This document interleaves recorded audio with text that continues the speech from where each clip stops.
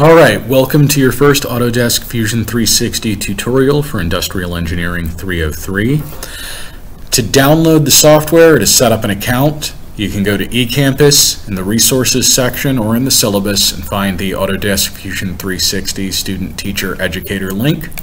Open that up, create an account, register and download the software. If you're working on your home computer, you'll need to download that, or you can just use one of the shop computers or in one of the computer labs. I'm going to sign in and go through the install process of Fusion 360.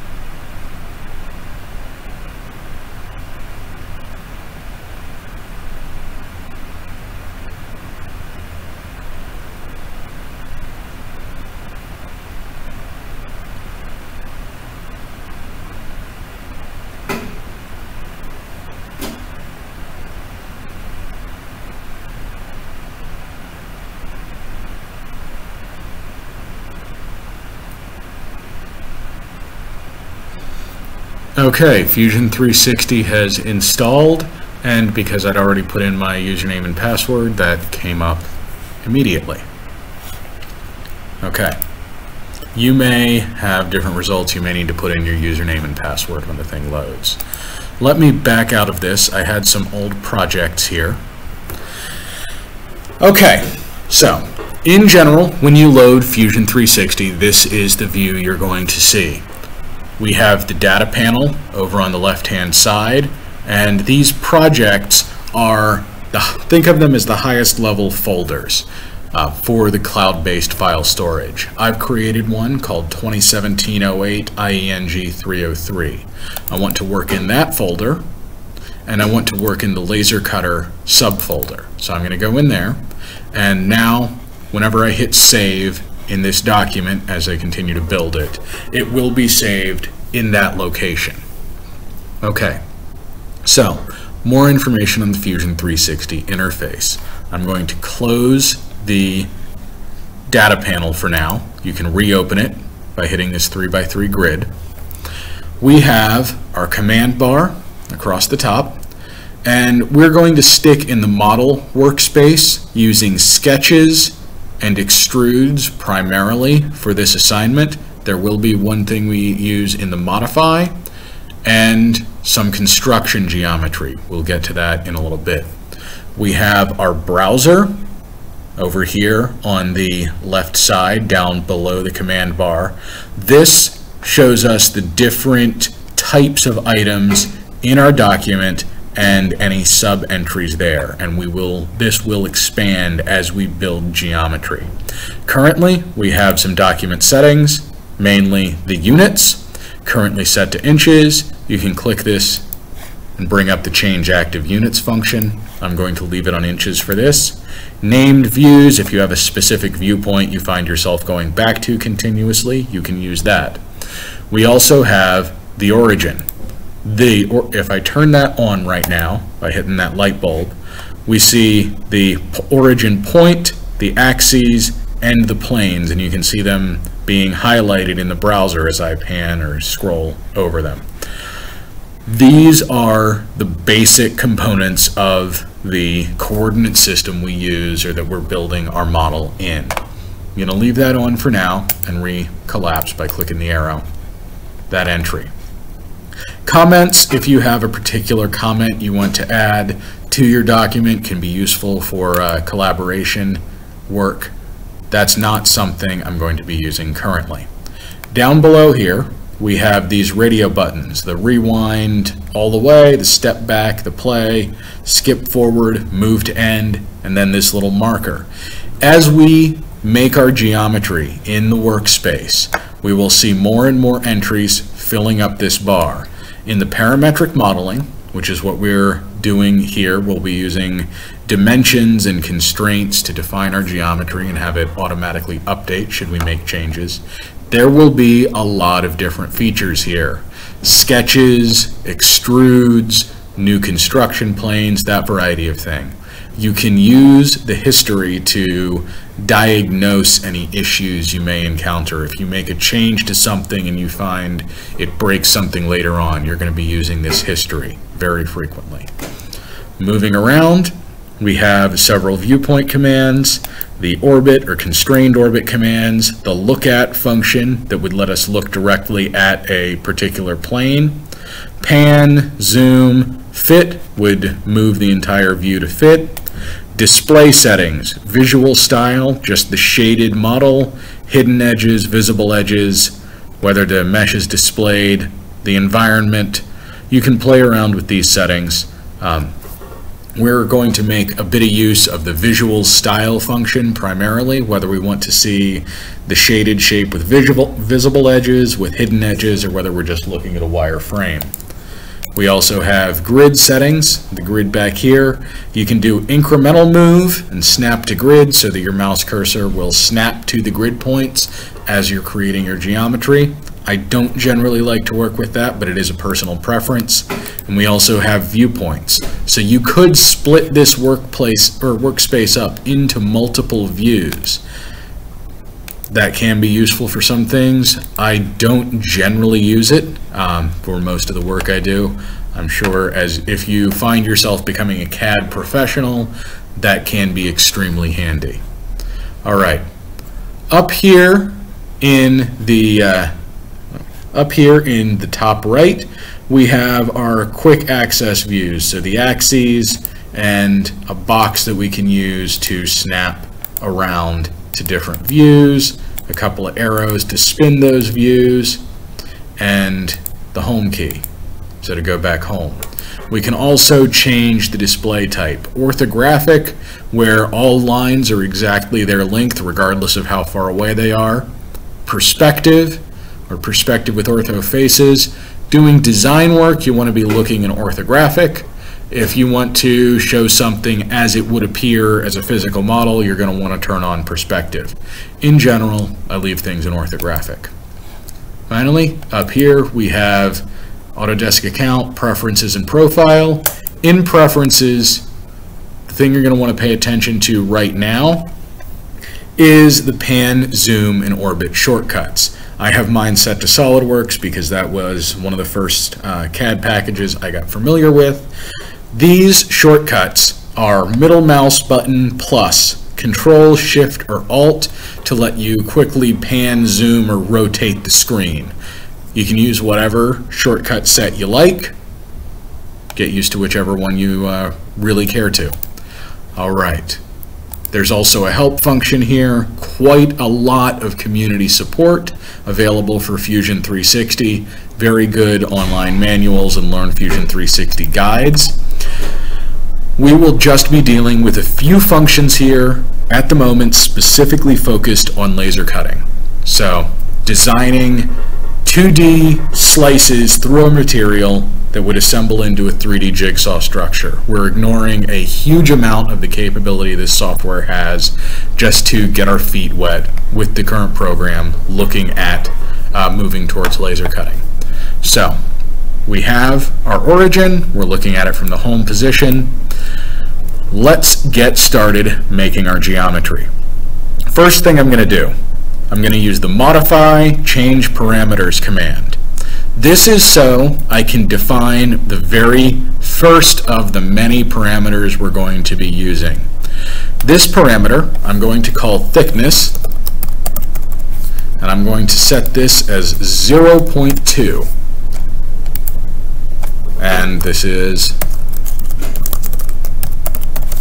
because we're working with 0.2 inch thick foam board.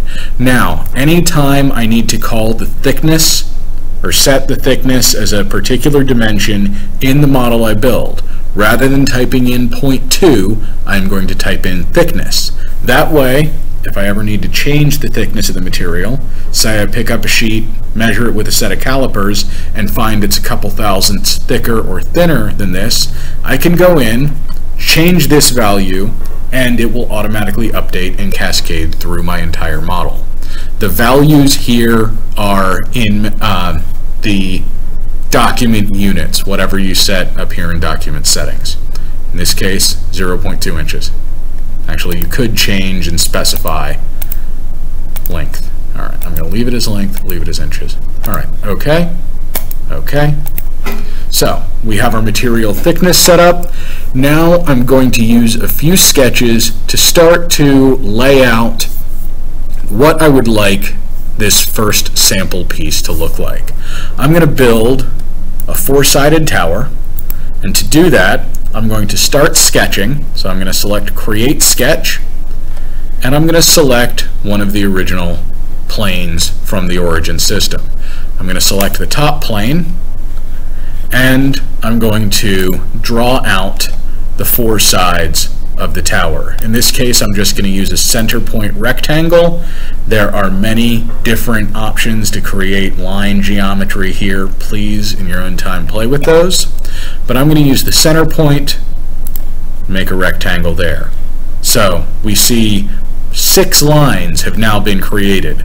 The 4 lines for the perimeter of the rectangle, and these 2 diagonal construction lines that go from point to point on the rectangle, meet at their midpoint, and are centered up right on the origin, since I selected the origin when I left-clicked to begin defining that rectangle. Let me hit Escape and deselect the center point rectangle tool. We're also going to take a look at these little symbols. These are constraints, or the way they show up. You can define constraints showing things like parallel, which these 2 lines mean. I highlight this one. It highlights the line it's applied to and its partner over here. So that's telling me that these 2 lines are defined as parallel. Same for top and bottom. This line has been defined as horizontal, and this corner has been defined as perpendicular. So we can move the points, changing the dimensions of this rectangle right now, but we can't shift it anywhere. We can't shift those interior lines. We can't drag the whole thing because we have a coincident constraint of these lines at the midpoint, and we're not able to change these angles because we have parallel and perpendicular constraints existing. So I want to define the width and height, or sorry, the width and the depth of this tower. So I can right-click, go down here to Sketch for the quick access, and select Sketch Dimension. I can right-click and go down here in this menu to Sketch, see all of the sketch options, and select Sketch Dimension, or back up here to the command bar and select Sketch Dimension. There's a lot of ways to get to what you want. So I'm going to select this, define the tower as being 2 inches wide, and let's go with 4 inches, or 2 inches deep, 4 inches wide. So that'll define, and again I'm using the middle mouse button in the shortcuts here to rotate the view, that will define the dimensions of the base of my tower. I'm going to stop this sketch, and I'm going to call this, so I can hit the drop down on the sketches selection here in the browser, and select and click again, and I can rename this as reference base. I'm going to go through and create a few reference sketches. I'm going to create one for the front, one for the side, and one for the base that will show me cross sections of this tower that I'm creating. So now I'm going to select sketch again, and I'm going to select one of the other two faces.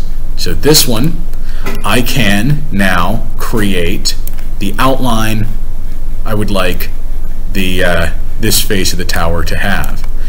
I want to make sure that it coincides exactly with these two sides though. So to do that, I need to include these edges in my sketch. Now that I have those, I'm going to select the line tool, and here we see a constraint popping up. That little triangle indicates a midpoint constraint, meaning that this line I'm about to create will show up at the midpoint of this line I projected in. Alright, and I'm going to bring the side of the tower up. I want the roof to slope a little bit. Bring the side of the tower back down. I could escape to deselect the line tool, and I'd like this side to be vertical. I don't need to define a dimension for that. I can use the horizontal or vertical constraint. So click there, there, and we have a vertical wall.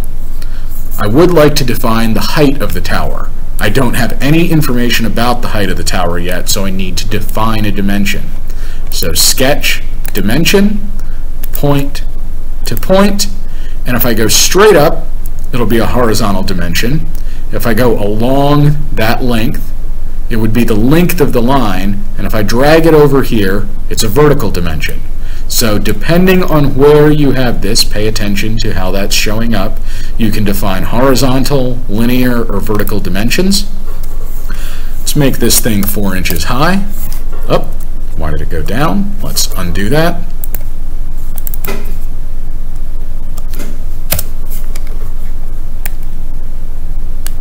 Alright, 4 inches vertical. It's snapped down, but I can drag that thing. Actually.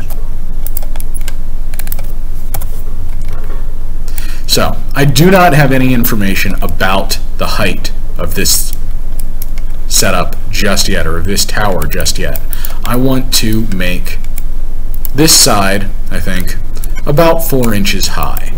So, I'm going to select sketch, dimension, go from this line to that point, and call that 4. Enter.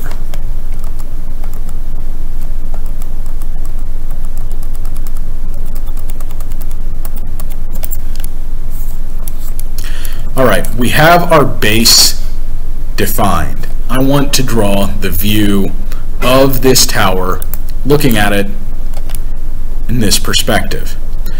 I want to make sure that this view will intersect exactly at these edges, the limits of the shape of this tower. So I want to use the sketch project function to project these points into my sketch. So now I have those 2 points where the line passes through this new sketch available to work with. I'm going to hit OK, and now I can draw a line, series of lines, that will be the sides of this tower. I'm going to hit the checkbox. I could have hit escape, I could have right-clicked and hit OK. I'm going to hit escape to deselect that tool anyway. So now I have an approximate view of the tower. I would like this side to be vertical, so I'm going to use the vertical constraint, make it vertical. I would like to define the angle of the roof here. And I'll have this at about 80 degrees, so that would correspond to about a 10-degree slope. And I want to specify the height of this tower. So with those 2 points, I can specify a horizontal distance. If I just bring my cursor up here before clicking, I can define a linear distance by bringing it along the length of the line, or if I go out to the side, I could define a vertical distance. And I'm going to make that 4 inches. All right. Now there's one thing I want to point out here, and let me temporarily turn off the origin. There's a little bit of a difference between this second sketch and the first one.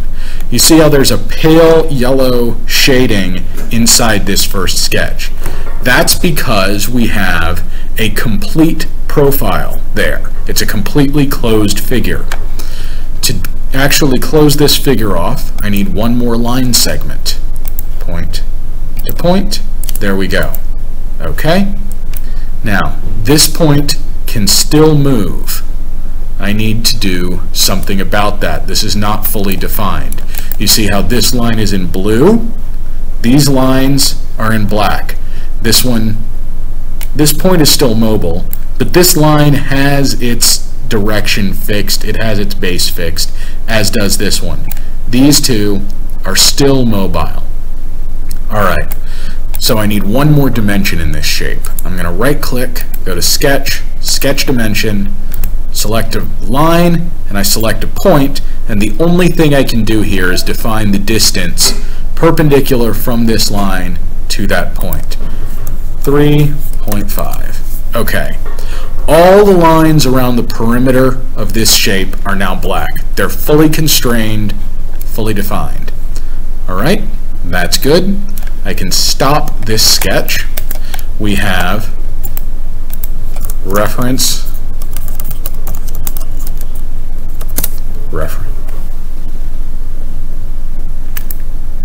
Alright, reference width.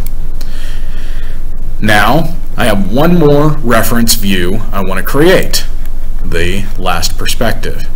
Create sketch, plane, and looking here, I want information on where these two sides will pass through and where this top passes through the plane I am currently working on. So I'm going to go with sketch, intersect, and this will give me the point that this line passes through the plane I am currently sketching on. So right there, same thing for these two. Okay, now I have information I need to create this next view. I'm going to create a line for the base, which I forgot to previously, or in the previous sketch.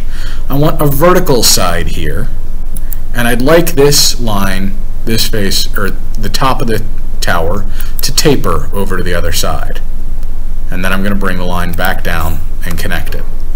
I want this side vertical as well, so I'm going to make it vertical. I have the line selected. I'm clicking the vertical constraint. Not fully constrained yet. I can move this thing up and down.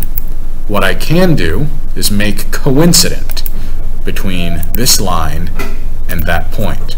It is now fixed like a teeter-totter because that point will not move. So I can define the angle that that roof will slope at. So right click, sketch dimension, line, and I can define the angle between them. Call it 20 degrees. Why not? Stop sketch. Okay. Now, there we go. We have top, side, and depth, or top, width, and depth views of this tower.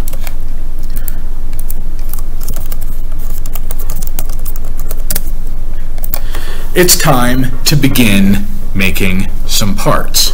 Or there's one more view we could create that would simplify things for us in the future. We can create a sketch of the top of this tower. Now, we don't have a plane to work with just yet. We started out, we were working on the original origin planes, the beginning origin planes of this part we're working in, or of this component we're working in. I need another plane that is set at the appropriate angle so that these two lines will pass through it, which means I need to construct a new plane through two edges. I could use 3 points, but I'm going to use 2 edges. If I had selected points, I could use the points at the extreme ends of these lines, but I'm just going to select those 2 lines. There we go. Now, the bottom's a rectangular shape. I'm just going to do a rectangular shape projected up to here. I'm going to select that top plane, create a sketch, and I'll make a couple of lines on this. So let's do line 1, 2, 3, 4. Pretty arbitrary right now. Need a little bit of information from the previously existing sketches. I'm going to hit the P key that's the shortcut for the project function, and select these endpoints. Okay. I want to make these lines that I've just created to describe the roof coincident with those endpoints. Now let me turn off the origin. Things were getting a little cluttered. I'm going to use the coincident constraint, select the point, the line, point, line, point, line, or it could be line and point. There we go. Now, we do have one limitation with this. If I were to go with this shape as the roof, we'd have to have a piece of material that would twist from this position down here up to this weird, crazy angle at the top. It would have to twist along that line. That's not something we're going to be capable of doing with our 0.2-inch thick foam board. It is not flexible like that. There are materials that are, and you can design something and flatten it out with this software to make a flexed shape like that. Advanced manual stuff, I'll be glad to help you out with that later, but not for the current assignment. What I'm going to do is project these lines into the model, or into this sketch. Okay. And let me turn off the previously existing reference sketches. So there we have those lines from the width and depth projected in. And I don't need these things as something that is carving up this top profile. I'm going to select the lines and make them construction lines. That means they will be ignored for everything higher level geometry than this particular sketch. So when I go to create a solid body and extrude with this, which we're about to get to, those construction lines are ignored. We only have one enclosed profile here rather than 4 split up by those 2 lines. But those lines can be used to define or to constrain the perimeter of this roof. So I'm going to use the perpendicular function between these 2 lines and these 2, these 2, and these 2. So we have a rectangular roof there. There we go. Rectangular roof, rectangular sides. I'm going to stop the sketch, and this is going to be a double click brings you in to edit the sketch. Let me stop it. Select and click again. Reference roof.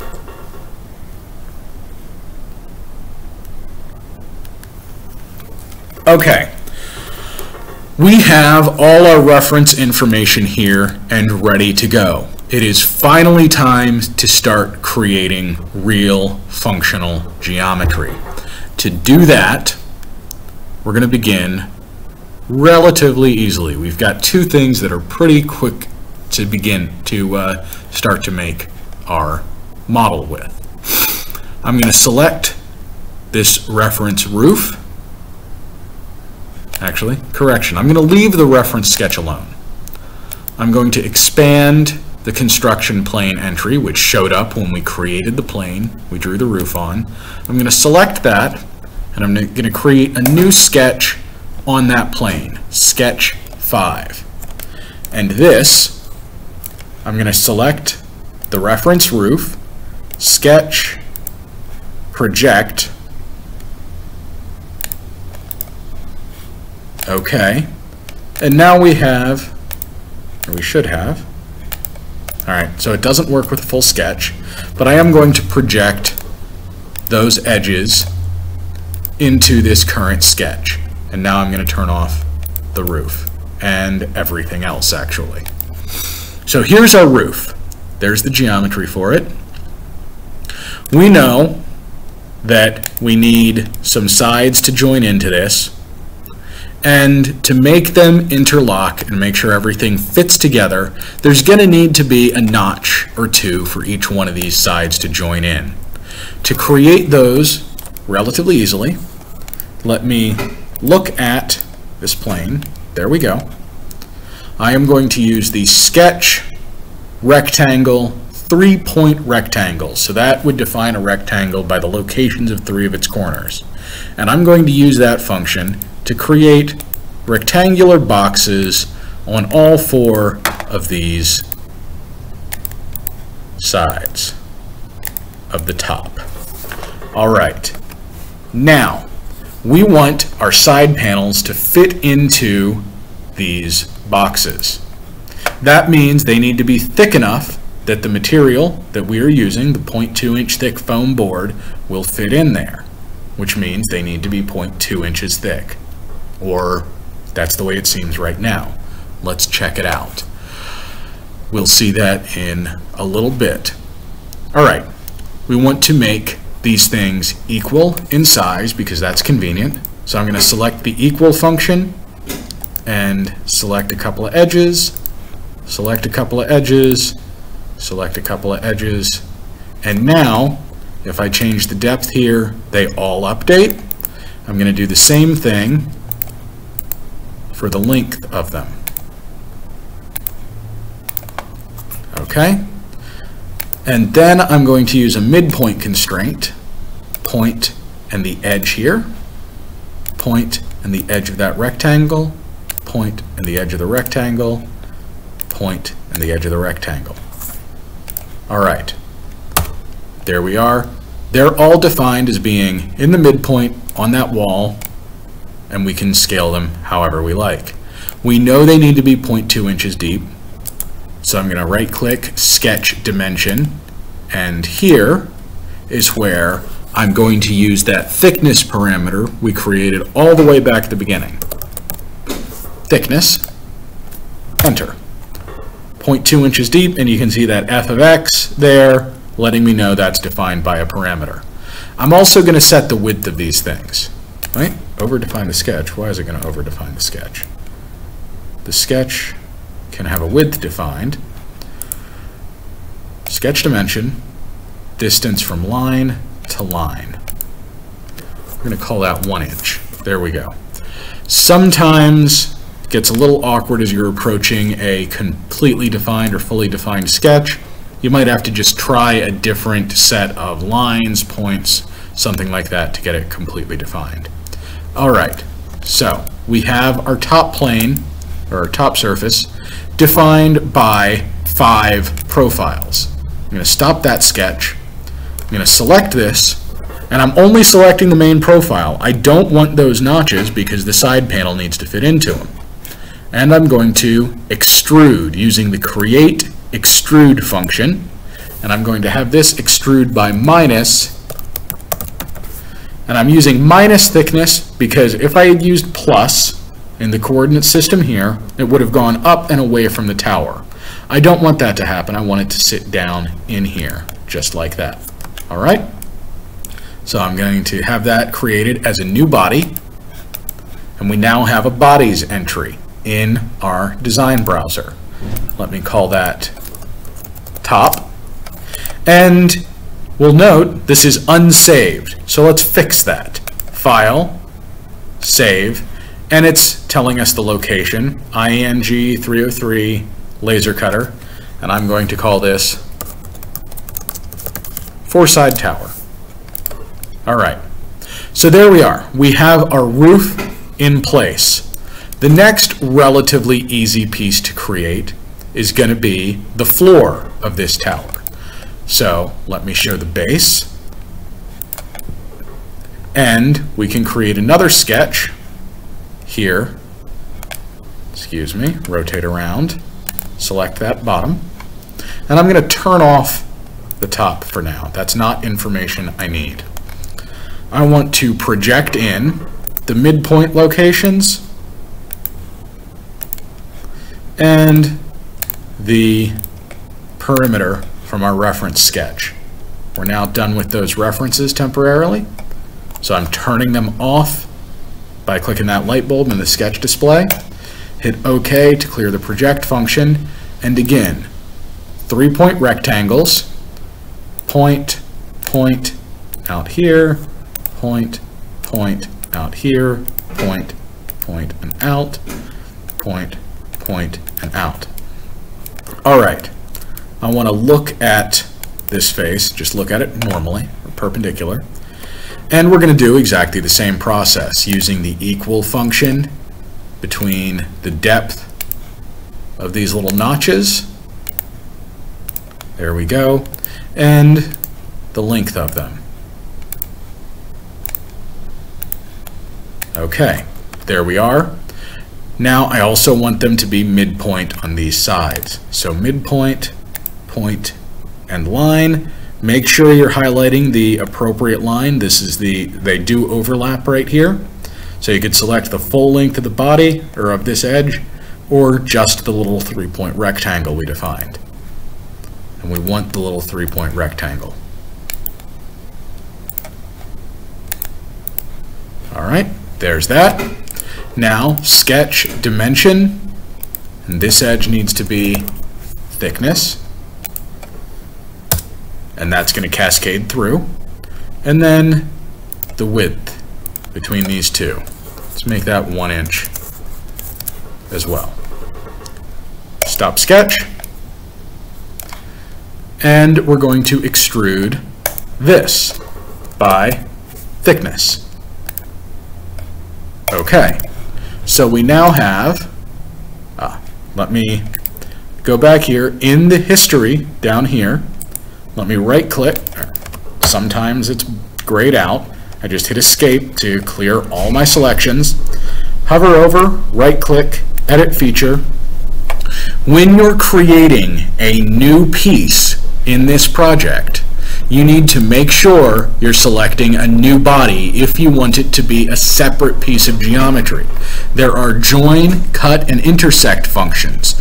Join will stick the piece you are creating to anything that it happens to intersect.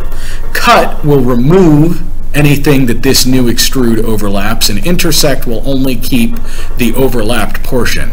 We'll see that in a little more detail when we start creating the side panels. I'm going to leave it as new body here, okay? And I'm going to call this bottom. So we now have a top and a bottom, and we need to create several different sides. To do that, because the reference width and the reference depth don't have a convenient plane to work with yet, we're going to have to make them. So what we're going to do is use one of these edges, so this from the reference width, and one of these edges here on the bottom for the second piece of information for the plane through two edges. So plane through two edges, 1, 2, we have a new plane there to sketch on. All right, I'm going to turn off those reference sketches again, and here, if I sketch, we have quite a lot of information we need. We have the roof, we have the floor, and we need to fit into these notches. So I'm going to project some of these points into the plane we're currently working in.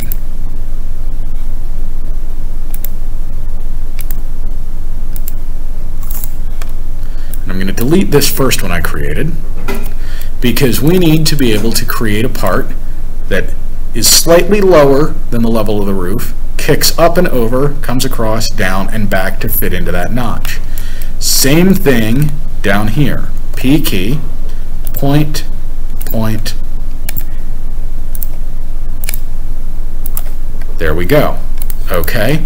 And now if I turn off the bodies temporarily, or maybe not all of them, but those two, I can now create, let me turn off the origin as well for clarity. the profile of this side.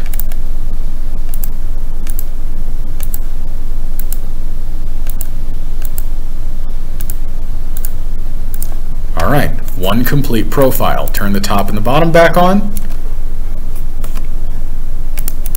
There we go. Stop sketch, and I can select this profile now and extrude it not by 0.2, by thickness. And you can see here we had the cut operation show up because this new extruded volume is overlapping volume that exists already. We want to make sure that we're not actually cutting away. We want a new body. There we are. And we've got a couple issues here. A couple points where we're actually overlapping. Not quite what we want, really. Let me use the inspect interference function. I'm going to select, oops, yeah, okay, 3 separate bodies, inspect interference, those 3 bodies, and hit compute, and we have 4.4 times 10 to the negative 4th inches of interference. Relatively small, but a little bit more than I would want, ideally. I'm going to show you how to fix that right here. So I'm going to turn off the reference roof. I'm going to select the top, and we're going to make a sketch here. Now, I need to know exactly where these things are overlapping. So I'm going to do display settings, visual style, shaded with hidden edges. So we can see the points that this new piece is overlapping the piece that already exists. And we can figure out exactly where to cut to make that overlap stop. So to do that, I'm going to project some of these points. Let me turn off the top temporarily, and I'm going to project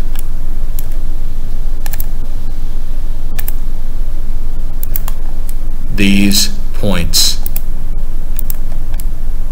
from that tab where the interference is happening. Turn the top back on and look at that face. The bottom is not information we need right now.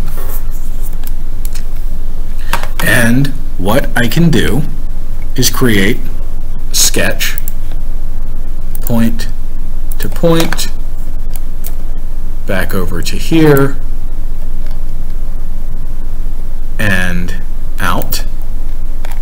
Bring that back down to where it started to give us one complete profile. I'm going to stop that sketch. Now this most recent sketch was created on this plane, so it's going to be perpendicular to that plane. That is an operation the laser cutter can do. It can slice perfectly vertically through this part. You can't work at an angle, you're just getting purely 2D components, and I want to remove where this material overlaps the top.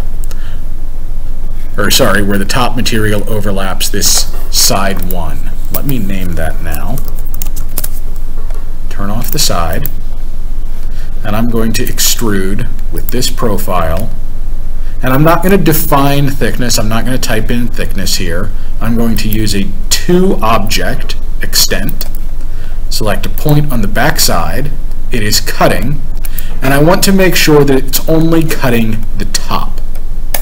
Okay? That's a little bit of an awkward shape. Let me turn the bottom, or not the bottom back on. Let me turn side one back on. And see, we could clean the shape of this piece up, make it fit a little tighter. I'm going to turn side one off, and I'm going to sketch here again. and I know I would like the top to actually follow this line. So this is the actual shape of the material that needs to be removed to make this notch work. All right, and now I'm just going to make enough lines to close in the rest of that shape. I could have just, well, there are several other ways to do it. This is not necessarily the most efficient, but it's relatively quick. So I'm going to set that over there. I'm going to make this equal to that, and I have a fully defined shape that I can extrude. Stop sketch, select this, extrude, distance to object, a point on the back side of the top, and I'm going to join. Make sure that it is only joining the top, making sure that top is the only thing showing right now. Okay. And now, if I turn on side 1, say I have a much closer fit and I have no overlaps. Let me show that by computing the interference again. No interference is detected. So that's exactly what I'm going for. All right. Now, this side is not quite complete. I would like the other two sides that it meets to join into it as well. So I'm going to select this face, I'm going to sketch on it, I'm going to project these edges, and I'm going to use the 3-point rectangles again. 1, 2 along the edge, 3 to bring it out, 1, 2 along the edge, 3 to bring it out, equal those edge lengths, those two edge lengths, sketch, dimension, define this as thickness, define this as being an inch in length because that feels reasonable. I want to make these horizontal just because, sketch dimension, and make the beginning point of them 1 inch off the bottom.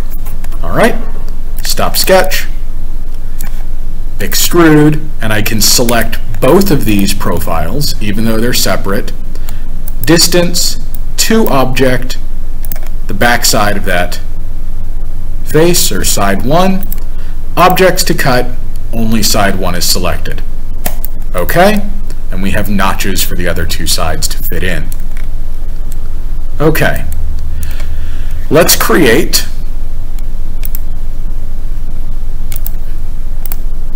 this next side back here.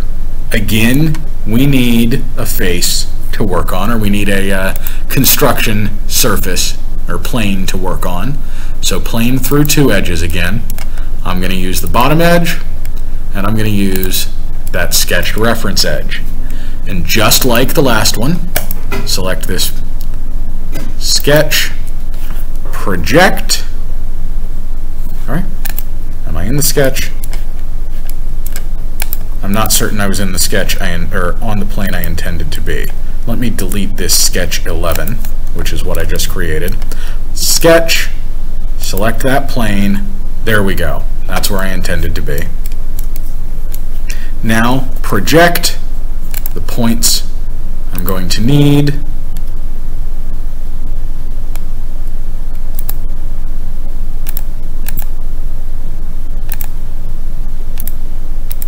Oh, not those two, these two.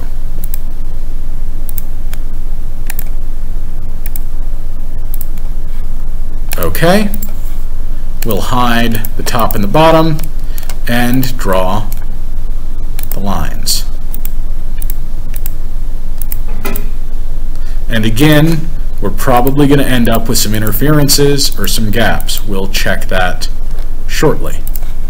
There's the side. I'm going to stop the sketch, select extrude minus, because I want it to go the other direction, indicated by that arrow. There we are. New body. Okay. Calling this side 2. let's show top and bottom and do the inspect interference check. Compute. So I have 2 points where it's interfering by, well, 2/1000ths of a cubic inch and by 6/1000ths of a cubic inch. So which one do I want to clear away? Down here, there's 2, we're going to actually have to clearance both pieces. The side tapers in because it's leaning inwards, so I'm going to need to trim off a little bit more of this length, make that notch a little deeper. Because it trims it, because it tilts inward, I'm also going to make, or need to make, the notch in the bottom a little bit deeper to compensate. Similar thing up top. I'm going to need to make the notch in the top slightly deeper, and I'm going to need to make these 2 edges come down. So, okay. I'm going to select this face. Correction, which one do I wish to select? Look at where the overlap is. So the overlap is right there, and the overlap is right there. So I'm actually going to select, turn off reference with, this face, and sketch on it. And what I can do here is sketch intersect, select that face on the top and that face on the bottom, and if I turn off the bodies, you can see it gives me the lines where those faces from the previous 2 bodies pass through the body I am currently working on. So let me turn off the ones I'm not currently manipulating.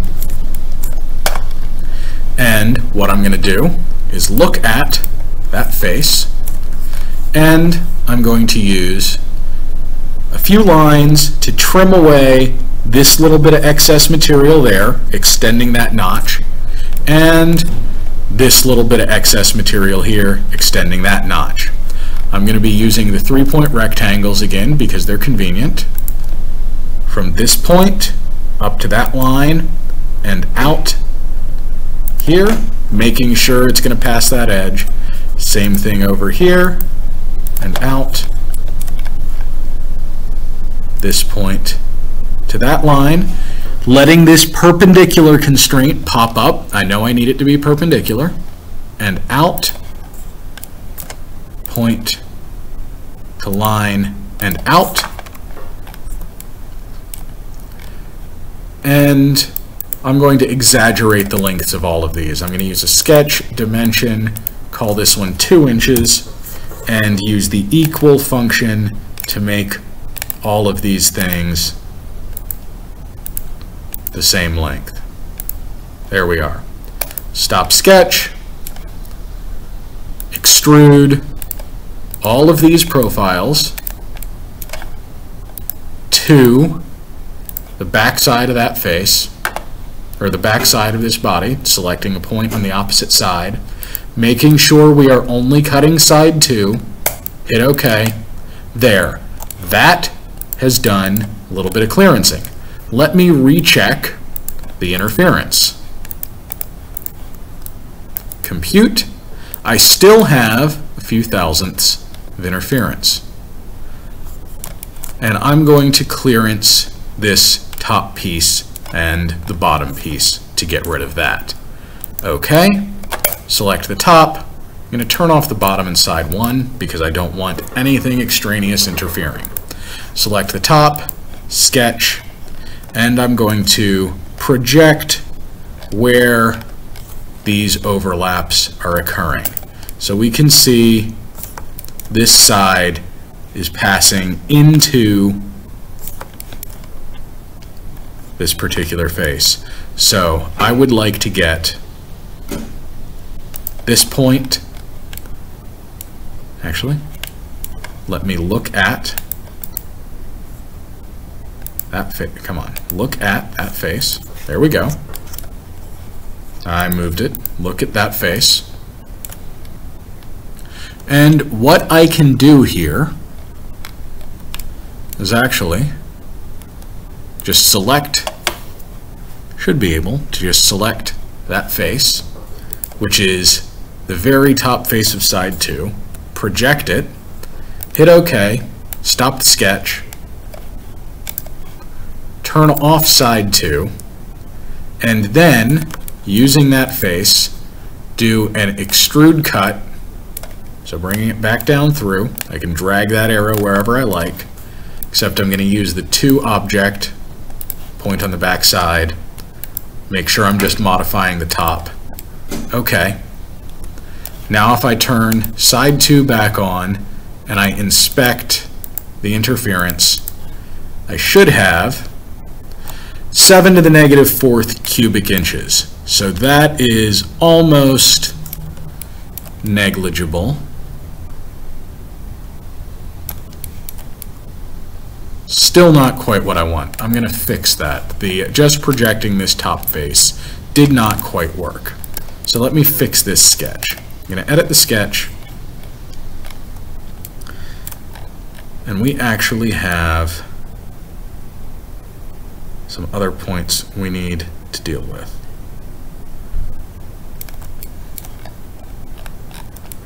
Let us see. Right. The issue I had was that I was working, I believe, from the wrong face. The overlap is worse at the bottom than it is at the top. So I'm going to stop this sketch. I'm going to delete these 2 features.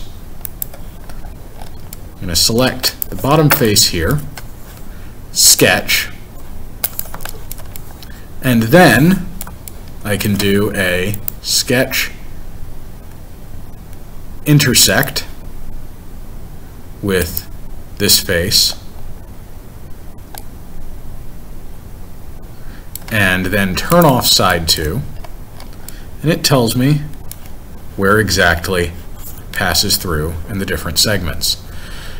If I turn on side 2 again and turn off the top, I can also see where exactly those 2 tabs, the 2 sides of the tabs are passing through.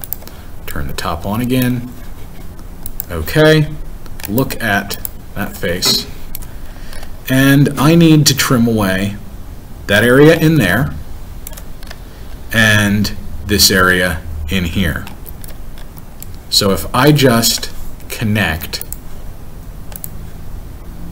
those 2 points, stop sketch, select that profile, extrude to backside of the object, make sure only top is being cut. Now let's see if that fixed things. Turn on side 2, inspect, interference, compute, 1 to the negative 9th, or 1.6 to the negative 9th cubic inches of interference. I think that is sufficiently small. I'm going to leave it. All right.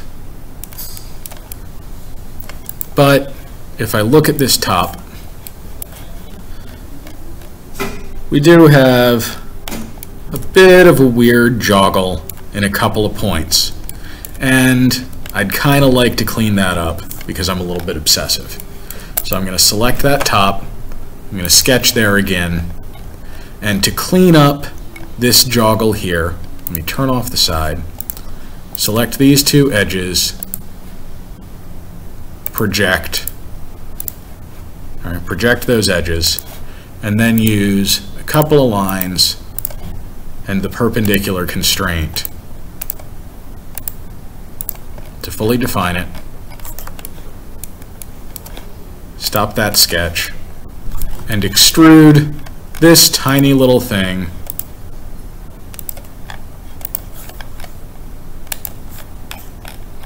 straight through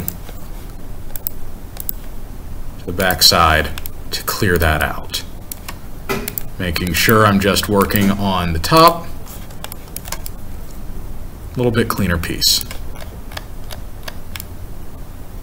All right, I'm going to ignore that little line there.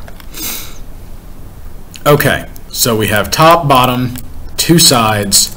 I need to make some clearance cuts in this side to actually make that fit, or make the other 2 sides interlock.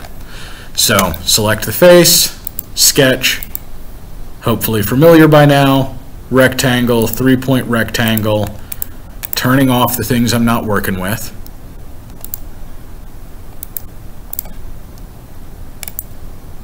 Oh, what are we doing here? Sketch, rectangle, 3-point rectangle. Make sure I'm selecting this outside edge. Display settings, visual style, visible edges only. There we are. Using equal constraints, 1, 2, 1, 2. Setting the thickness.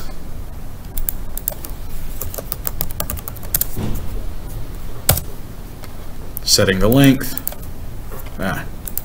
Not a height. I want to make sure I'm setting the length of that edge. Double click on the number to change it. Make it 1 inch long, because that seems reasonable. Use whatever length seems appropriate to you in your own designs. Right click, sketch dimension, and define the distance between there. 1.5. Let's do 1.25. Center it up a little bit. All right, stop sketch. Extrude, 1, 2, distance to object, backside of the shape, okay. So we've got 2 sides, top and bottom, to work with. Now we actually need to make the final 2 side panels. We've got a huge amount of information to use to create these things. So let's get started with this one in the gaping hole we're currently looking at. Construct, plane through 2 edges, and I'm going to use these 2 edges. That's one.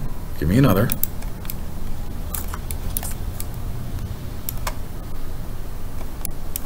Why is it not giving me another edge? All right, escape, construct, plane through 2 edges. We're going to do, well, why don't I turn that reference depth on, and we'll use an edge and that reference depth line. There we go. Okay. Little bit of work to do. Select that new plane, sketch, and we've got a lot of points to grab, a lot of points to project. So we're going to project where this tab fits in, this top corner here, the maximum dimensions of this tab, point, and that edge, that's going to be important to us. We've got another tab over here, point,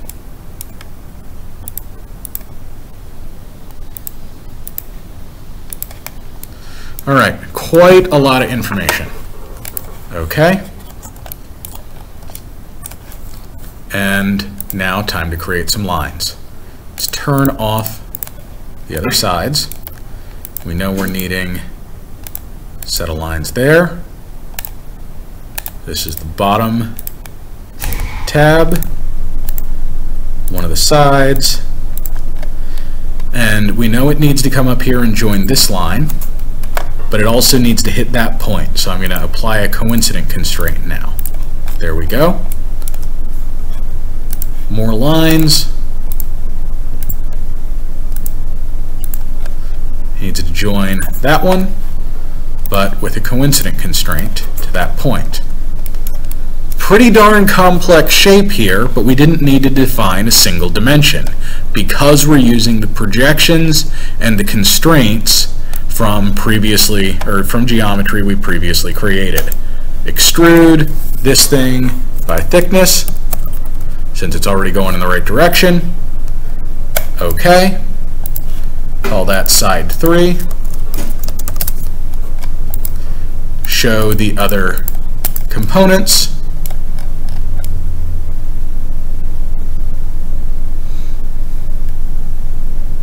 And we have a little bit of an issue. I'm wondering where exactly that showed up from.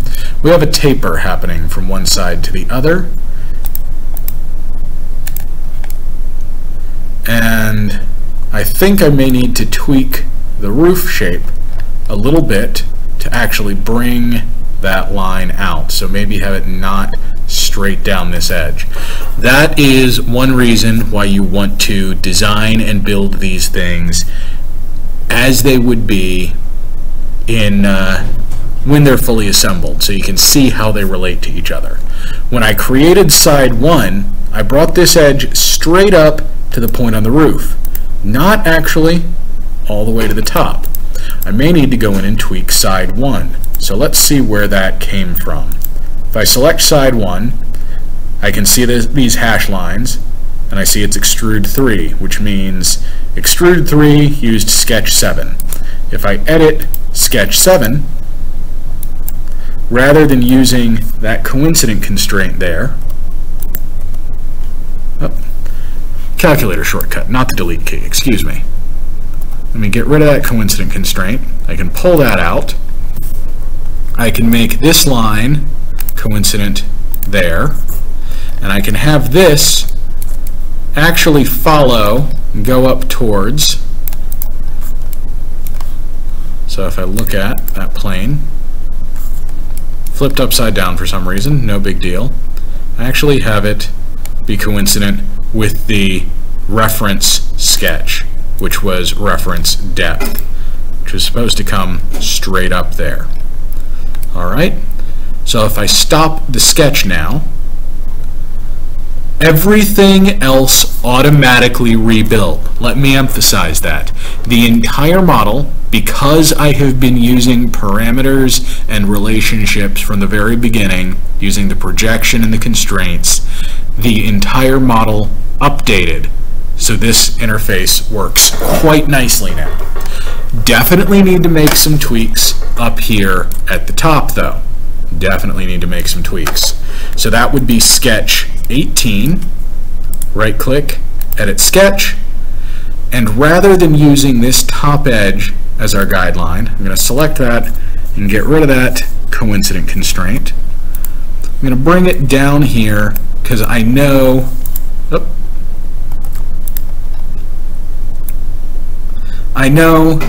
that this point here is more in line with the actual design intent.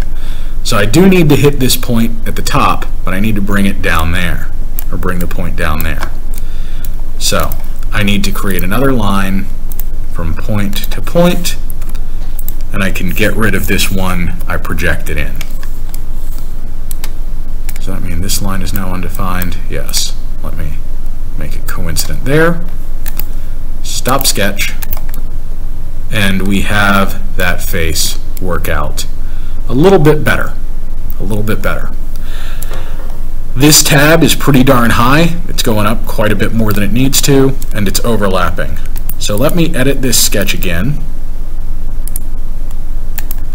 And rather than bringing it all the way up to the top, we've got, or I can use the original top profile and this edge here, so let me do a bit of projection.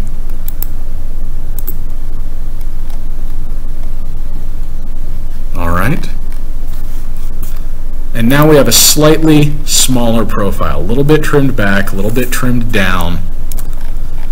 Stop sketch. And that brings the height of that piece a little bit more within reason. It's not overlapping quite as badly. It's still overlapping. It's just not as obvious about it. We can run the interference check.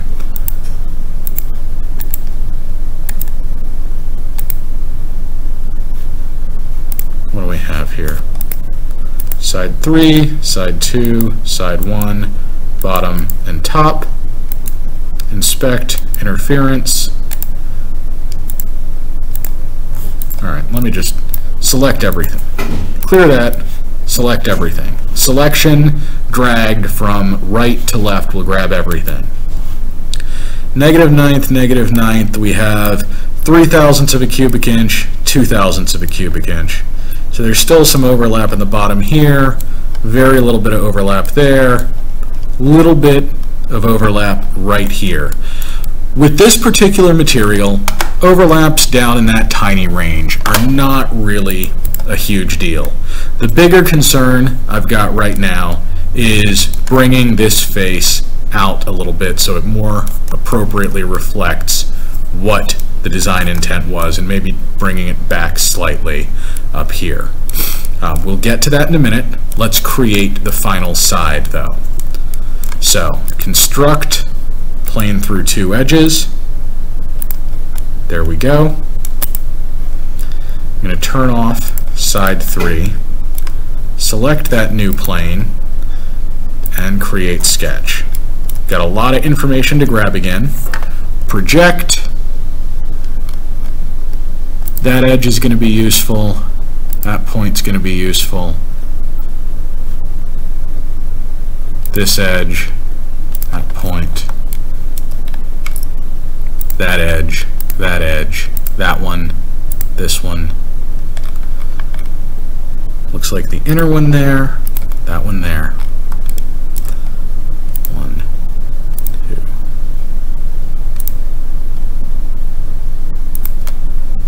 Let's go.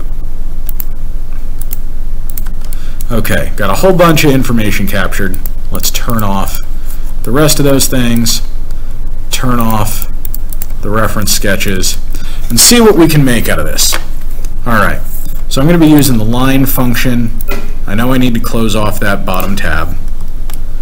I know there's a tab out here, and I want to connect this, but I can just use a straight line the full length there. Same thing up here. I want a line to go up there, but I'd prefer to use a long line segment rather than one short one to join these 2 points. I'll just make these two coincident though. Similar thing over here. That looks like it's joining, but I need to complete a tab there. We've definitely got some gaps. There's a gap up there. So again, long line, and use the coincident constraint rather than a really, point line for coincident, rather than a really short edge in there. Okay, now the tab up top here. We've got a line going across. Oh, that's basically just duplicating a line that already existed. I don't really need to do that. Let me turn on the top piece so we can see exactly how this thing's going to fit in. And let's look at plane 3, should be plane 5. There we go. You can scroll up and down in the design browser here. There we go. Look at. Turn off plane 5 again. So we want to follow that edge up. Actually, we want to be lower than that edge. We want to be parallel to it, but lower than it, because when we extrude in here, we'd end up overlapping that part. So line out, line out to that edge there. Yes, they're at arbitrary angles right now. Bring a line up, straight up along that edge, and then I can kick it over. Well, it's already kicked over since I projected a line there. 1, 2. All right. Use the parallel constraint at these 2 spots, and we have just about a completed profile. This thing, it's blue for some reason. There we are. That's why it's blue. So, there. Coincident constraint showed up. Completed profile. Turn off the top. Stop sketch. Extrude. That. Minus thickness as a new body. Turn everything back on, and we're definitely gonna have some overlaps here. This thing didn't lean out at an angle because, again, side 1, I went to this point rather than the intended one right at the top. So side 1, this extrude, let me edit the sketch, and rather than being coincident there,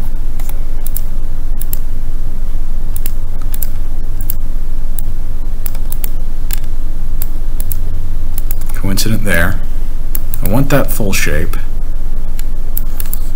but I want it to be coincident with this point at the top. Stop sketch, things update. That works a little bit better. Side one's still at a bit of an angle.